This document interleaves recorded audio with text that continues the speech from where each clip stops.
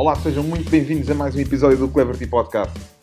Hoje chegamos ao 10º capítulo e para comemorar um número redondo tenho comigo o Bruno Cerqueira, Talent Acquisition na Cleverty. Olá Bruno, e obrigado por teres aceitado o meu convite, é um prazer ter-te aqui comigo. Olá Mário, obrigado eu pelo convite. Bruno, eu gostava de começar a nossa conversa com a seguinte pergunta. Tu tiraste Psicologia e hoje desempenhas funções como IT Recruiter. É precisa tal resiliência de psicólogo para ser bem-sucedido numa área tão desafiante como esta, onde o pleno emprego é uma realidade? Isto se a resiliência for o melhor atributo para colocar nesta questão. Sem dúvida, a resiliência é uma competência importante. Não sei se é a melhor ponte para a psicologia.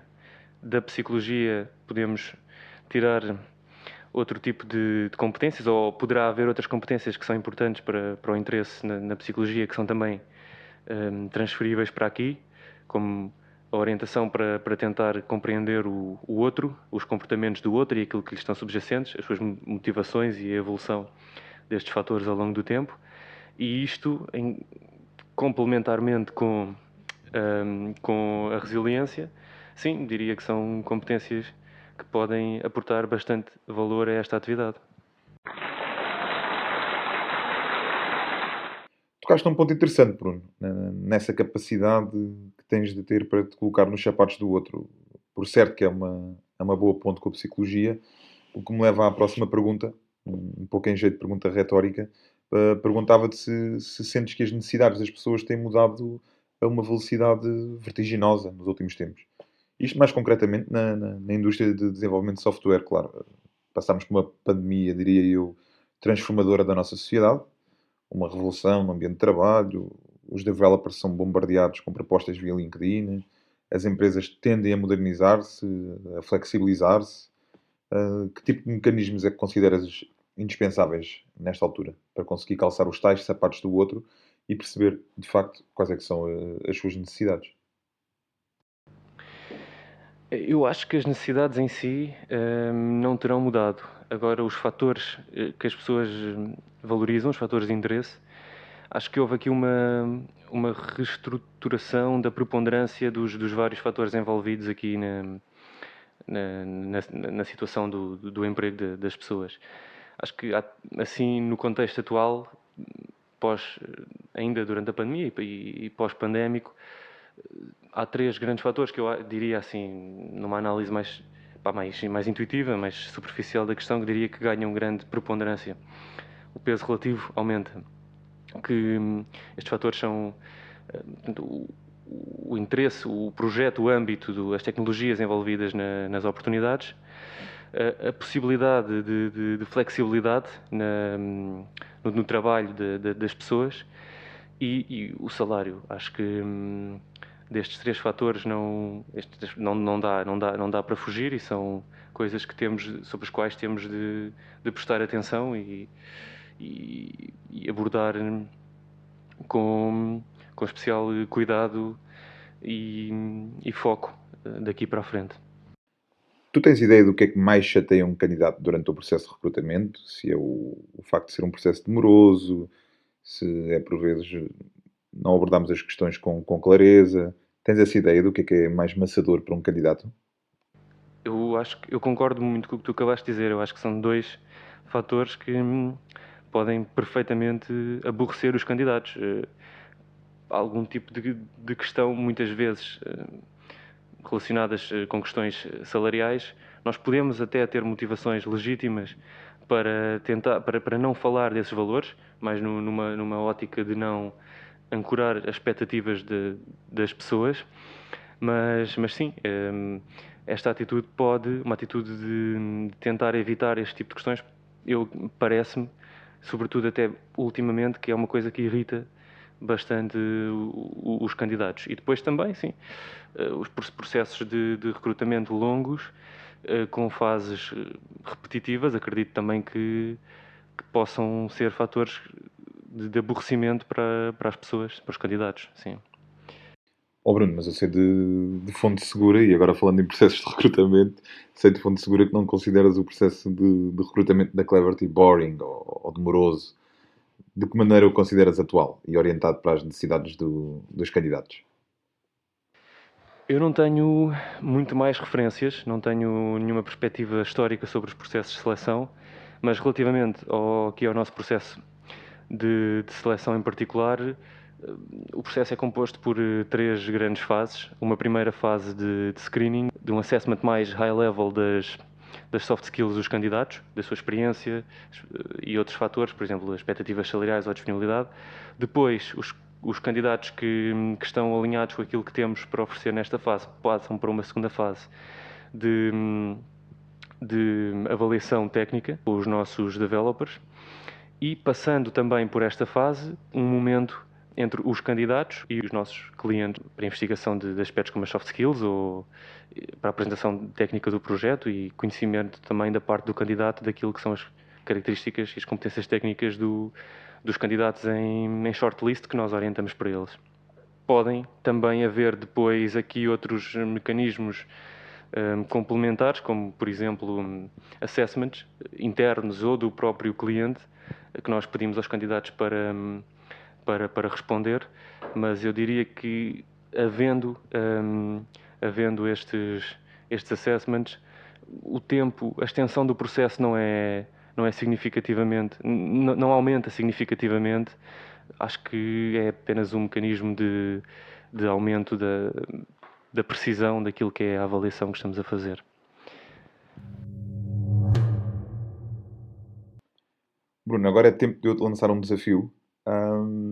Trata-se do nosso Preferes, o Preferes do Cleverty Podcast, no qual tens duas opções e tens de escolher uma delas, sem rodeios, sem artimanhas ou fugas para a frente. Terás sempre de escolher a opção A ou a opção B. Vamos a isso? Bruno, o que é que tu preferias? Opção A, todos os dias levar uma dezena de negas no LinkedIn. Opção B, ser conhecido como o recruiter mais chato do ano 2021 num concurso dinamizado pelos developers nacionais. Ok, então. Epá, eu acho que preferia. Acho que a segunda hipótese é um bocado pior. Ter um badge a identificar-me como o recruiter mais chato pode afugentar mais pessoas do que aquelas 10 por dia que ficam incomodadas com a minha abordagem. Portanto, acho que preferia a primeira hipótese, andar a chatear 10 pessoas por dia. A chatear não, mas pronto, se 10 pessoas por dia a ficarem chateadas comigo, acho que seria menos prejudicial para a minha atividade. Sabe que estás do Preferes, Bruno? A próxima pergunta não tem uma escolha limitada. Mas quais é que são para ti os principais desafios do recrutamento em IT nos tempos que se avizinham? Pá, um bocadinho na linha do que estávamos a falar há bocado, eu acho que aqueles fatores que agora ganham, ou ganharam, ou estão a ganhar maior preponderância, são fatores que temos mais do que nunca, talvez, manter na nossa atenção. E, nesse sentido, são desafios. Como é que nós, se a nossa proposta de valor é semelhante à de muitas outras, como é que, numa série de fatores, como é que nós nos podemos distinguir noutros? Eu penso que as soluções para aqui, ainda que não tenha sido isso que perguntaste, mas pronto, falando um pouco daquilo que talvez poderão ser os caminhos a abordar, a seguir para fazer face a estes desafios, possam ser, portanto, investir na clareza, garantir que isso é uma constante daquilo que temos na comunicação daquilo que temos para oferecer. Depois também garantir que temos e que comunicamos uma cultura de empresa aberta e colaborativa, que as pessoas não são aqui só. Não são só autómatos, no fundo, não é? Obrigado, é isso mesmo, mas que têm a possibilidade de intervir ativamente e participar naquilo que é a definição da estratégia da empresa e, portanto, ter esse impacto estratégico na vida da empresa. Pronto, e outro fator que temos que garantir que está presente, porque eu acho acho sinceramente que veio para ficar, e se nós pudermos proporcioná-lo, será uma vantagem competitiva para nós, é a possibilidade de flexibilidade no trabalho das pessoas, nomeadamente em relação ao lugar onde executam esse trabalho. A pandemia veio mostrar que é um sistema viável e, portanto, temos que garantir que temos os meios para o praticar e que as pessoas conseguem praticá-lo da melhor maneira possível, da forma mais eficiente possível. Agora é tempo para um Deus Ex Machina.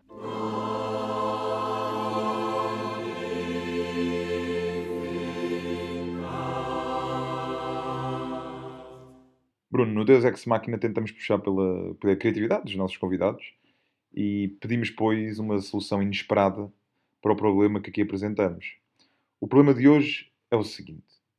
Amanhã chegavas ao escritório e o Carlos, o nosso CEO, dizia-te: pá, Bruno, desculpa lá, mas não podes utilizar o LinkedIn daqui para a frente. Assumindo que tu aceitavas essa exigência, que tipo de ferramenta ou ações procurarias? É assim, em primeiro lugar, estaria. Sim, eu estaria de facto bem lixado, mas provavelmente procuraria virar-me para outras plataformas onde pudesse ter assim algum alcance daquilo que tenho para comunicar.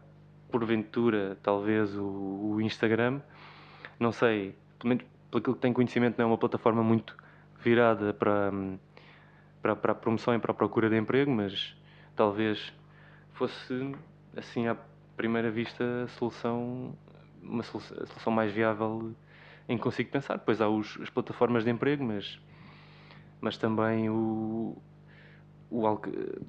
a resposta que obtemos daí também não é de todo no volume que necessitamos. Portanto, talvez fosse por aí, pelo Instagram.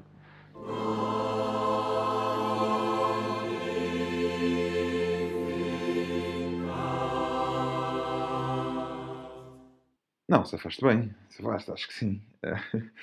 Bruno, última pergunta. Uma vez que não te consegui apanhar nas duas rubricas do nosso podcast, se tivesses que aprender uma linguagem de programação, qual é que escolherias? Talvez pela sua versatilidade, o Python. Dá para muita coisa, incluindo questões relacionadas com a inteligência artificial, o machine learning, cada vez mais importantes, mais presentes. Acho que o futuro passa por aí. Portanto, sim, o Python. Seria o Python. É uma questão de falarmos com o Dimitris ou com o Ruben Anágua para te darem umas aulinhas de Python. Fica já um desafio para 2022. Bruno, foi um prazer ter-te aqui comigo no 10º episódio do Cleverty Podcast. Oxalá possamos reeditar este convívio no escritório mais vezes do que tem sido habitual. Obrigado mais uma vez, Bruno. Obrigado eu, Mário. Foi um prazer. Quanto a nós, estaremos de volta em breve com mais conversas sobre a indústria de desenvolvimento de software. Obrigado e, se for caso disso, boas férias.